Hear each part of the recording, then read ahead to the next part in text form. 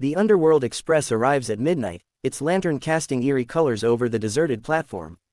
At exactly midnight, when the last ember of the dying day has flickered into oblivion, a low rumble disturbs the silent tracks that thread through the plains of the American Midwest. No ordinary train whistles in the gloom. This one drips with otherworldly menace, a phantom locomotive known in certain whispered circles as the Underworld Express. It appears without warning, its iron wheels steaming spectral vapors tangled with stray motes of phosphorescent light. At its prow, a brass lantern glows with impossible hues, emerald flickers entwined with cobalt flames, casting fractured patterns of doom and promise across the deserted station platform. There, under clouds thick like spilled ink, curious souls gather, grieving widows clutching tattered letters, wayward loners haunted by guilt, reckless seekers chasing forgotten debts. None can deny the draw of the express. Boarding it is a pact with forces that predate the first hieroglyph. Each passenger dares to negotiate with ancient gods, deities who have claimed dominion over death itself, for the freedom of condemned spirits or the redemption of wounded hearts. Lanterns swing from iron hooks within the carriages, illuminating swirling dust motes that dance like lost memories. The seats are smooth and cool, carved from ebony wood veined with silver runes that hum faintly when touched. Every rail on this cursed line seems drawn from a myth that time itself forgot.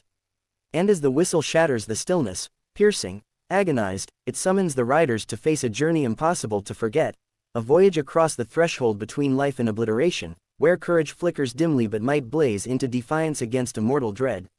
Midnight departure. The platform creaked under the weight of silence and anticipation. Riders gathered in fractured knots beneath the lantern's emerald glow, their breath visible in the sudden chill. Among them was Miriam Graves, a history professor whose obsession with myth had drawn her here, and Elias Thorne, a gambler fleeing his own ruin. Neither knew the other, yet both shared the same tremor of dread when the doors hissed open. The interior lingered between beauty and decay, arched windows rimmed with frost, velvet drapes frayed at the edges, iron pillars etched with cryptic runes that pulsed in time with the train's heartbeat. A hush fell as each traveler chose a seat, the air was heavy with stories left untold. Inside the express, velvet seats and runic iron pillars hum with latent power. A distant scream, half prayer, half curse, shuddered through the tunnels. The lanterns flared in response, the engine roared to unholy life, and the wheels churned loose the dust of centuries. As the train lurched forward, windows framed arrow-straight tracks that plunged into a tunnel lined with bones, each shard glowing faintly in a violet haze. Conversations faltered, hearts hammered. Miriam pressed her palm to the icy window, reflecting a face both terrified and exhilarated. Elias slid across the aisle, drawn by whispers of divine bargains and impossible mercy. Around them, the cars began to fill with flickers of ghostly form, restless souls bound by grief and guilt, each seeking an audience with the gods rumored to ride in the caboose. Steam rolled over the seats, carrying with it the scent of embers and ash. In car after car, passengers quaked as unseen forces toyed with their thoughts. Faint voices echoed in corridors, mournful wails of those who'd boarded this train long ago. In the dining car, porcelain goblets brimmed with luminescent wine that tasted of memory, each sip unlocking a vision of cradle and coffin, childhood laughter and the final breath. The gods demanded tribute, a memory, a promise, a confession. Each exchange was a gamble. Under vaulted ceilings painted with constellations unknown to any astronomer, Miriam steeled herself to barter for her brother's lost soul. Elias counted his final chips, resolved to wager his life for the chance to silence the debts of his past. All around them, hope and despair warred in the shadows of a journey without return. Bargaining with the unseen, beyond the dining car lies the corridor of echoes, an aisle where every footstep summons a chorus of hushed lament. The gods do not appear as golden idols or thunder-wielding titans. They drift at the periphery of vision, shapes woven from darkness and incandescent threads. Some resemble ancient kings clothed in shadow, others writhing serpents with eyes aflame. Negotiations take place in hushed syllables that reverberate through the bones of the train, carried by tendrils of mist that coil around trembling ankles. In the corridor of echoes, gods of shadow bargain for mortal memories. Miriam found herself before a hall of shattered mirrors, each shard reflecting a fragment of her guilt, the shattered promise to protect her brother, the silent nights spent in regret. Across from her hovered a figure whose voice was the chime of fallen bells. It spoke of a price, her most cherished memory, the lullaby her mother sang when dawn bloomed. To refuse meant her brother's soul remained a prisoner. Her tears made the mirrors drip like molten silver. Elias sat in a car wreathed in iron filigree, cards scattered across a table of polished obsidian. The god he faced was a gambler's phantom, its face a shifting collage of every opponent Elias had ever bested. Each stake was a secret past, each lost round a piece of his identity. In the shuffle, he glimpsed the moment he betrayed his own code in a dice game, an act that led to ruin. The phantom offered absolution if he surrendered that memory, the echo of the betrayal that had haunted him. Other travelers bargained fiercely. A mother gave up the sound of her child's laughter to free her unborn hopes. A soldier donated the courage that once sustained him under fire for the life of a friend long dead. At every turn, the train reeled beneath the weight of remorse and longing. Lantern light flickered as bargains were struck, glazed goblets clinked, and steam hissed from unseen vents.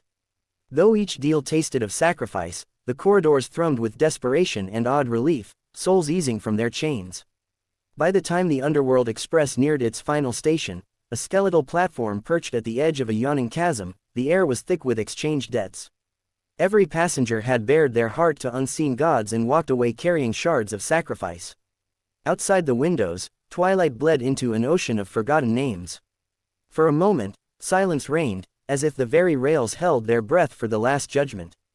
Crossing the final rift, the caboose was different, its windows sealed by plates of tarnished lead etched with celestial maps. Entry required a key fashioned from passengers, last forsaken memory, each token humming with bitter farewell.